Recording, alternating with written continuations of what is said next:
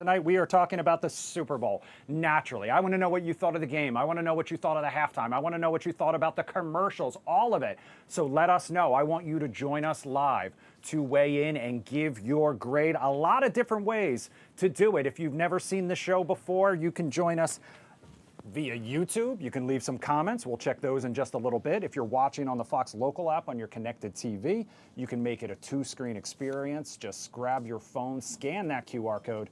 It'll bring you right into the Zoom room. We'll call on you and you can weigh in. Of course, if you're watching on our website, fox5dc.com, or you're watching Fox Local Mobile, the version on your phone, and you can't scan the QR code, we have a link to it posted on my Instagram page. That's Fox 5 Producer Chris. Fox 5 Producer Chris also streaming on TikTok behind the scenes. And of course, we have our broadcast channel on Fox 5 DC's Instagram page as well. You can find a link to the Zoom room there. We also post some stories to get the conversation started every so often. Just a heads up, guys, we are following some breaking news still. If you are watching on Fox Local and you have been standing by for that press conference from Montgomery County Police regarding that shooting at Wooten High School earlier this afternoon, if it happens during the 7:30 half hour, we will bring it to you live. In the meantime, though, we are going to dive right in and keep the good times going. We'll check in with all our virtual co-hosts coming up here in just a second. First, though, we have to say hello to my in-studio one. Please welcome back Love is Blind star and the Docket podcast host, Marissa George. Marissa, welcome back. Hi, thank you for having me. I'm excited to be back. We're excited to have you back. It has been a minute. Well, it's been a minute since you've been on this show. On this show, but yes. You've been making some appearances on my 9 o'clock show as well, because you are also the co-host of another podcast, Legally Speaking with Jay Carter. Yes, with Jay Carter, Legally Speaking, where we break down cases that are in the headlines, and it's been really good. I've been enjoying it. Yeah, you know what else I've been enjoying? Checking you out on social media, because you have also been posting some cooking videos recently. Is this a new thing for you? Yes, I have never been much of a cook. I just never enjoyed it. And so I decided it's time for me to grow up. I'm 33, so I am just cooking all different types of things. And I downloaded this new app that you can just, from Instagram to this app, save a recipe, and it makes it so easy for me. So, all right, I need to check this one out. We're going to talk offline. We all right, will. in addition to your appearances here on Do You Like It or Not, and on our Live Zone Primetime with Legally Speaking, on social media with the Docket, you're also going to be on another show this week here at Fox 5. You've got a very busy week coming up, because you're also going to be on the Marissa Mitchell show coming up at, on Wednesday at 11 a.m. Yes, I'm very excited. Marissa Squared. I'm excited to meet Marissa Mitchell, her new show. It looks amazing, and so I'm really excited. So thanks for having me. So you can tune in there to check her out. In the meantime, you ready to dive in? Ready. All right, and we're going to start off with the story obviously everyone was talking about last night, the Super Bowl 60. The Seattle Seahawks, champions. You may have seen that. It wasn't the best game in the world, honestly, but they dominated the Patriots, winning 29-13.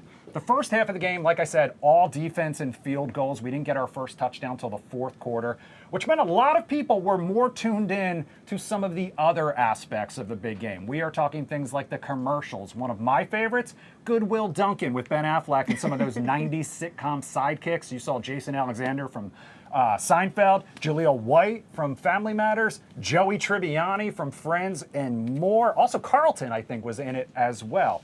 The other thing people were talking about, of course, Bad Bunny, his historic halftime performance, the first Spanish language artist to headline the big game entirely in Spanish. The celebration of his native Puerto Rico also included appearances from stars like Lady Gaga, Ricky Martin, and if you were looking close, you may have also seen Cardi B, Pedro Pascal, Alex Earl, Karol G, and more. So, Marissa, did you tune in, and what grade would you give the game, the commercials, and the halftime show? Okay, yes, I tuned in. I do enjoy watching football, and I am Puerto Rican, so I had to support Benito, but I would grade the game as a C. It just wasn't very entertaining to watch.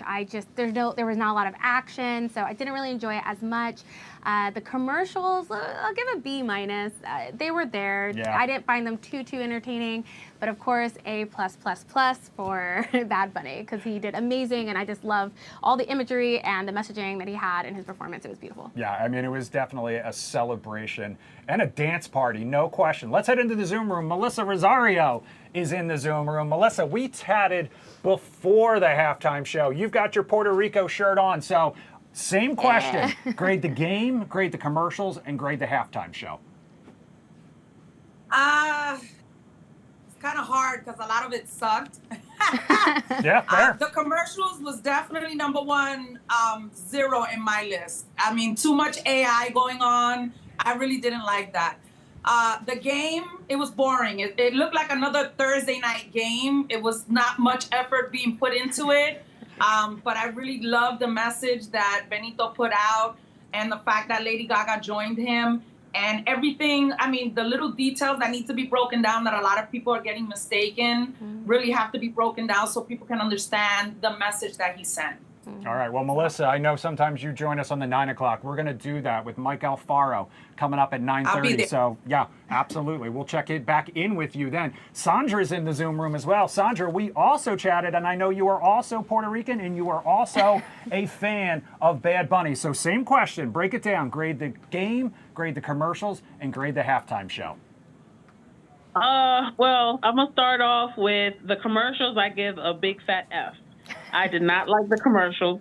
First of all, I was taken away, kind of a little upset at the fact that they did my Coca-Cola Bears into Pepsi. That's how old I am. I know them for Coca-Cola. That's all I know them for. I didn't like the commercials, like Miss Melissa said. It was just too much. It was, to me, it didn't make sense. Now, the game, I felt like they played like, you know, the little leagues for the kids. I really felt like they didn't put much effort, even though the scores were okay, but I didn't like it. Now, the halftime show, let me just tell you, as a Puerto Rican native, I cried. Yeah. I got up, I clapped. I was emotional. I haven't been back home to Puerto Rico in a very, very long time. I'm gonna be 40 this year. The last time I was in Puerto Rico, I was about 10. So it's a long time coming, and I miss home. But Bad Bunny did an awesome job. I give him his kudos. We got to see Ricky Martin, which was absolutely, for me, it took it back. And I really enjoyed his message. I really, really, really enjoyed it. I loved it. Yeah. All right. Well, we appreciate you weighing in. David's in the Zoom room as well. David, same question. Grade the three elements of it. Did you like the game? What grade would you give it? What grade would you give the commercials? And what grade would you give the halftime show? Okay. I got to qualify my answer with, first, I only watched the fourth quarter. Oh, okay. So it was much different experience then. Yes. Sure. It was a different experience. And I'll directly answer your questions and come back to explain, but let's see. So grade on the game, I'm going to say a D. And, and it's not because it was low scoring. It's because the football wasn't up to the par of the highest level football that you should see in a year. And it's hard to feel sorry. This is one of the rare occasions where I feel sorry for an NFL quarterback in, the Patriots quarterback May or whoever it is. It's like you feel bad for him because he did so badly, and now it's going to tarnish his ego and his reputation until he gets a chance at redemption. He looked terrible. And like he shouldn't have been out on that field. And so I feel bad for him. He's got to be going through a lot of hard stuff today. But maybe he can take solace in the millions of dollars that he has and the fame and the fortune. Commercials. I didn't see anything really good, so I'm gonna give it a qualified C. Okay. Halftime show. I was not interested in a halftime show, like all the controversy surrounding it to begin with. And you remember from your question to me on Friday, I don't care. I don't remember many halftime shows to begin with. Very fair. Right.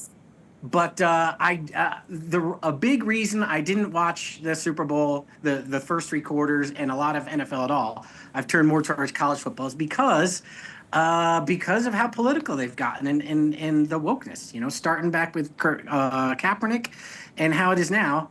I want a distraction from the fights and aggravations in life, and I want like an outlet from these entertainment venues, and they turn it into the social war that's going on.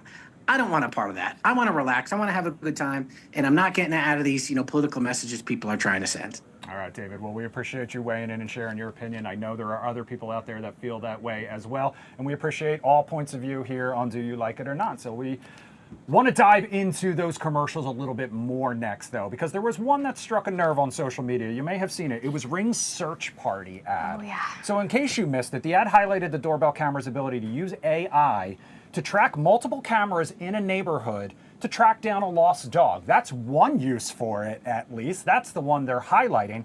When it comes to finding a missing pet, artificial intelligence, they say, could be your new best friend. In Arizona, it helped a man reunite with his service dog, Laney, after it jumped the fence and ran off.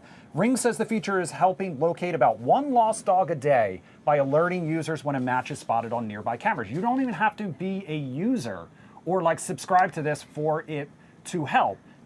If you lose your dog and you don't have a Ring camera, it can use other people's Ring cameras to help track it down. Ring says the feature is optional, includes privacy safeguards. However, some people on social media compared it to a scene from The Dark Knight where Batman accesses people's cell phones to track down the Joker, and they're a little bit nervous about this technology. So, Marissa, do you like this new feature, this search party feature, or do you think it's a slippery slope? I believe it is a slippery slope, so I do not like the new search party feature. It's giving too much Big Brother, and there's already privacy issues when it comes to cyber awareness. So I think I don't like it. Let's turn it off if you have the opportunity. Go in your app, turn it off. All right, Allison's in the Zoom room tonight. Allison, not sure if you caught this ad, but do you like, as a dog owner with Onyx there, do you like this option that Ring can handle to kind of help pet owners track down a lost dog, or God forbid, a missing child or something? Or do you think this is a little too Big Brother-y?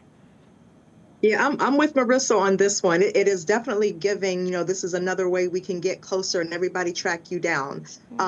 Get your dog microchipped. That's how you keep a hold of your dog, and keep your kid with the Life 360 or some type of tracking app. But no, that's a bit too much. Yeah, all right. Christina and Eddie in the Zoom room tonight. Christina and Eddie, do you guys like this feature? Did you like the game? Let us know. First, I thought the game was a B+. First, because a fan of defense. We got a fan of defense. Yeah, I mean, everyone knew Seattle was going to do defense. If you watch football all year, you know Seattle's going to dominate. But then New England dominated too. So it kept you interesting that one little play could turn the game around. That didn't happen to the fourth quarter. It wasn't the best one, but it was like a B+. The commercials, I give like a C. I like the Dunkin' commercial. And Agree. And what's the other? Oh, the halftime show. I don't watch halftime shows, but that was outstanding. I thought it was great. It's outstanding. Yeah. Like I give it a standing ovation because it was hot. Yeah, and I'm Afro-Latina, and my family's from Panama, so I resonated with this. I love the way he created a story with the imagery. It was beautiful. Very well done. Well done. And then behind the scenes, the way they had to put that together, they only had 25 carts they could use based on the that's why NFL people were rules. dressed as sugarcane bushes. Yeah. Yes, exactly. that That was even more remarkable. In terms of the search party feature, there's good and bad to anything like this, right? I think if your car was stolen and you're like, oh, wow, somebody's Ring camera could pick that up and that could help find my car or your dog, I think in those instances, you're going to love it. But in instances where it's privacy concerns and there's other, bad actors in anything that happens, then I don't like it. But I like it for doing good and helping people. I mean, the government already got my social security number, so. Yeah. I do think this is one of those examples where it's hard to put the genie back in the bottle. So many people already utilize this technology. This seems like something that I'm shocked wasn't already utilized in the first place, or maybe they just didn't advertise that it was. All right, here's a heads up. The next Super Bowl is still like 364 days away. However, next year's Super Bowl, notable for one reason, regardless of who you root for, regardless who plays, it will be the exact same day as Valentine's Day. Oh, yes. So simple question for you. Also, not only is it the same day as Valentine's Day, President's Day is the next day. So for some people, it will mean a day off the next day. But my question for you, Marissa, is celebrating Super Bowl Sunday and Valentine's Day on the same day, celebrating Valentine's Day by watching the big game. Do you like this or not? I do like it if both people in the partnership or the relationship are football fans, and I think it's a great way to support your partner if he's a huge football fan and his team is specifically Especially playing. if his team's in it. Yeah, absolutely. I do like it. I think you could celebrate Valentine's Day the day before, the day after. It doesn't have to be on the Super Bowl day. So I think give a little, it's Valentine's Day for the girl and for the guy. So Yeah, you exactly. could probably give a little room there. Seems like a recipe for disaster at the same time. Christina and Eddie, we'll come back to you as the couple in the Zoom room. The idea of celebrating Valentine's Day with the Super Bowl, do you like it or not? What do you like? You It care? doesn't matter. Yeah. The Super Bowl don't start till like 7 o'clock, so the rest of the day we get Sure. to chill together and go eat or something like that. Yeah. Unless the Giants in the Super Bowl, I can miss the first half, second Okay. half. It's not that deep.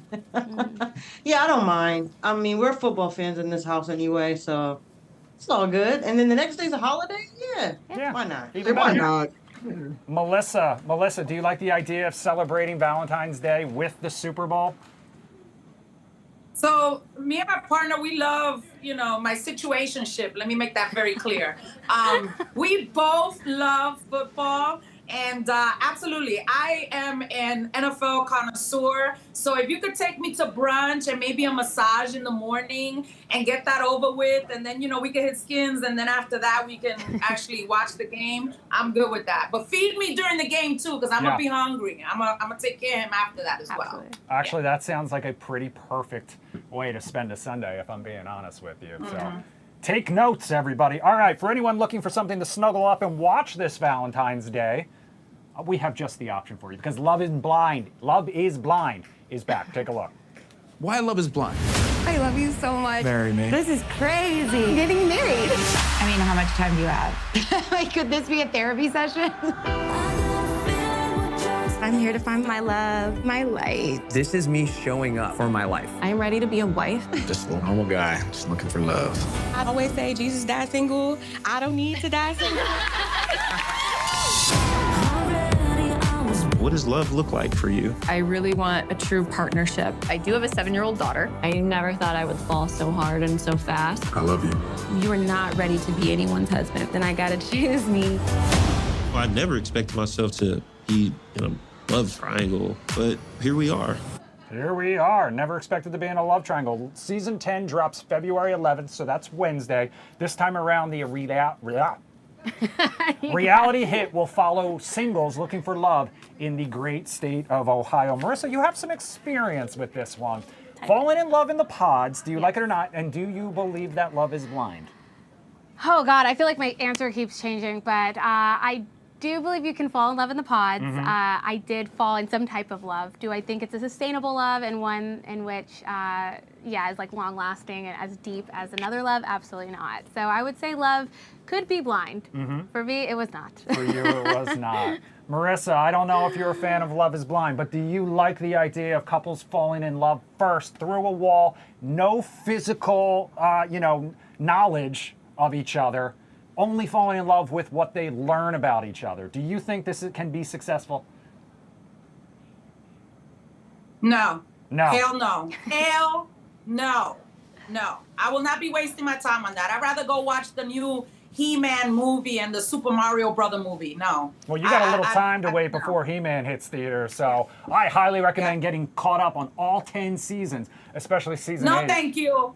I could go to the local bar and do that. I can find love at the local bar or at the little hole in the wall across the street. You can. Yeah, that's true. Sandra's in the Zoom room. Sandra, are you a fan of Love is Blind like me? No, I don't like those shows because it starts to kick in the little criminal mind in my mind. No. I don't like those shows. I really don't. I agree with Miss Melissa. I can go anywhere and find love. Right? To me, those kind of shows, they just dictate. Just, I don't know. It just gives a cringe inside of me. I don't like those shows. I don't. I watch, what is it called? Love and Hip Hop. And even those, I'm just like, you're dumb as hell. Like, no. I don't think so. So I'll admit, and I think maybe you can relate to this. I mean, if you watch these future seasons, do you still find a little bit of yourself that's watching and not judging per se, but, and I know there's a lot of editing involved, but do you ever have those moments of like, oh no, that is just a walking red flag, what are you thinking type of a thing? Or does it ever just make you feel a little bit better about yourself and where you are in life? Most definitely not. Watching it back, I don't start to feel better about my life. I think I watch it with a lot of compassion because it's just such a hard thing to do, and people won't understand why you do it, and there's so many, everyone has a lot of different reasons, but I try to watch it compassionately and just say, you know, gosh, I would never do that again. Yeah, you can see red flags, absolutely, when you're watching it. You're like, some things are edits, some things are not. And so I try not to be too harsh about it personally, and I don't go online about it. Just because I've been on that end, you know? Yeah, but, you know, I don't know. It's watching with compassion. If more people did that in every aspect of life, things would probably be a little bit, you know, a kinder world. Absolutely. However, I am 100% guilty of that sort of like, my wife and I being like, look at, we would never, like, how dare you type of a thing. Anyway, thank you to everyone for weighing in. Keep the comments coming on all the stories we have talked about so far. Coming up next, the debate over eating and drinking in the grocery store before you have paid. So you're taking something off the shelf, cracking open a can of soda, drinking it before you even make it to the register. I want to know if you guys like it or not. We'll be right back.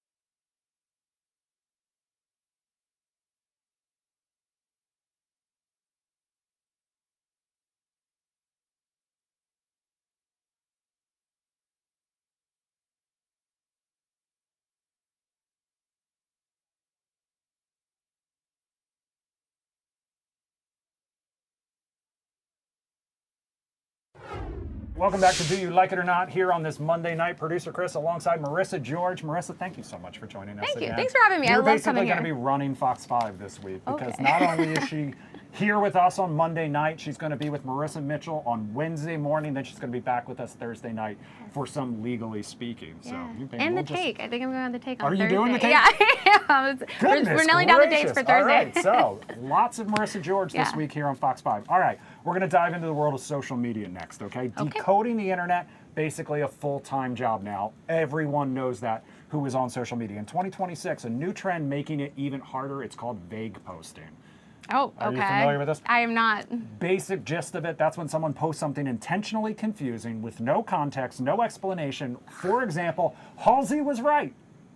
And then not explaining it. Drives me insane. They just let the internet spiral.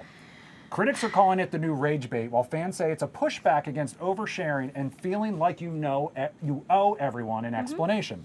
One creator summed it up perfectly after refusing to clarify her cryptic post, saying it only has to make sense to her, And ironically, that moment went completely viral. So vague posting. Do you like this or not? Are you guilty of it or not? Okay, I am not guilty of vague posting. I have taken quite a step back of posting my private life. So I understand that we don't owe everyone, an answer to what's going on in your life and things like that. But if you are going to post something like that, it's rage baiting. Just go ahead and tell us what you're talking about. Don't be vague about it. If you're posting it, clearly you want us to know about it. What else are you posting it for? Now, if you're posting to your private close friends or, to an account with no other followers, sure. But you clearly want people to at least start guessing. I think it's rage baity. I hate it. It's I 100% agree with you, and but I am also one of the people so guilty of immediately going to the comments and looking for the person who's going to explain it every to time. me. Every time. Yeah, because I fall for it every time. Christina and Eddie, vague posting. Do you like this or not? I don't like it. I'm like you, Chris. I'll look in the comments okay, what is this exactly? What are they trying to say? So I think it's definitely intentional. They're being vague, but then they want folks to look at it, view it, get the view. So no, I don't like it. Just if you want us to see it, then make it clear what you want us to see. Yeah. Otherwise, have one of those, faceless pages or something and do it that way. Yeah, I'm on LinkedIn, so I don't deal with the madness on the other apps. So you've got your own type of madness over there of everyone explaining how they got so successful, so easy. Anyway, I don't even could go down a whole different rabbit hole with that one. Next up, a grocery store debate that comes courtesy of the Take It Two. Take a listen. Okay, so I was at Trader Joe's yesterday, and I saw something, and it just bothered me, but I was having a discussion with Sophie this morning. She goes, listen, this isn't something to be bothered by. Okay, so someone went over, opened up a smoothie at Trader Joe's, and just started drinking away, walking around, enjoying themselves, drinking the smoothie. This, in my mind, is a no-no. You need to pay first before you can indulge in the food, in the drinks, in the goods at any grocery store, because, I mean, at that point, at what point are you just stealing and you drink that whole thing and then you forget about it and then whatnot? But what if you're hypoglycemic and you needed it in that moment and you're still going to pay for it? Okay, and the crazy thing is, I've been seeing this a lot, but with kids, they'll get the Gatorades or the juices and they'll give it to their young kids. Have you ever gone grocery shopping with a 2-year-old? No. No, clearly. So you got to entertain them with all this stuff? Not just pull off the stuff off the shelf. Excuse me. As soon as we walk into the supermarket, my son says Nana. He wants a banana. Then we walk. He says crackers. He gets his cracker. I mean, this is what you got to do. Marina, thank you. And so are dictators, and I have no choice but to feed them as we make our way. That's how I grew up too. I used to have little sparkling water. All right, Marissa, so you heard it. So opening food or drinks at a grocery store before you've paid, do you like it or not? Can I be indifferent to it? Yeah, I mean, I don't personally do it. I think I have before, a Gatorade or something. I'm dying of thirst. But I mean, I don't care. I mean, if you're gonna pay for it, you're gonna pay for it. Do whatever you want to do. I'm not personally normally gonna do it, but if I feel the need to do it, I will. Okay, so, there you go. Do what you want. So perfectly on the fence. Excellent answer. Freddie's in the Zoom room tonight. Freddie, do you ever do it? Do you ever go to a grocery store, take something off the shelf, open it to eat or drink before you've made it to the checkout aisle? First of all, I wanted to say that when I buy a water bottle like this, I'm telling you, if I bought this bottle from the grocery store, I don't drink it right away. I just pay for it and then go out and drink it. Then goes out and drinks it. And how are you, Marissa? Good to see you. Hey, good to see you as well. David, do you go and do you do that? You've got a young child. Alex is there with you. Do you ever have to do this? Do you hand them some grapes before you've made it to the checkout line? I think we may have given him a snack, because he was flipping out and he was hungry about cookies or something like that. So we let him open it and have a few bites before we checked out. I'm okay with it. So long as, of course, you pay for the item, and 2, you clean up after yourself. Yeah. So long as you meet those two conditions, I think you're good. I know, people are, might try to abuse it, so you got to tamp that down. But in theory, in my supermarket, you could walk up to the checkout line with all empty boxes and cans, and so long as you swipe them through, pay for them, and throw them out, That's good with me. But Yeah. reality works a little bit differently. But That's what I always think the about. funny thing is like when you show up with like an empty wrapper and ask them to scan it for Yeah. you. So. Hey, they want you to pay for it, so as long as you That's pay right. for it, you're good. As long as you paid for it, they're good to go. Thank you to everyone who joined us in the Zoom room tonight. As always, thank you, Marissa, Thank for you. joining us once again. We'll check back in with you. If people want to follow you, how can they do it? You can follow me on Instagram. That's where I'm mainly at, rissa.george, and also on my YouTube channel, The Docket, where I post legal cases. So like Tupac's murder trial is happening. So if you want to get up to date on that, you can go to The Docket. All right, and you can check her out Thursday night right here on Fox Local. For producer Joey, I'm producer Chris. We'll see you next time.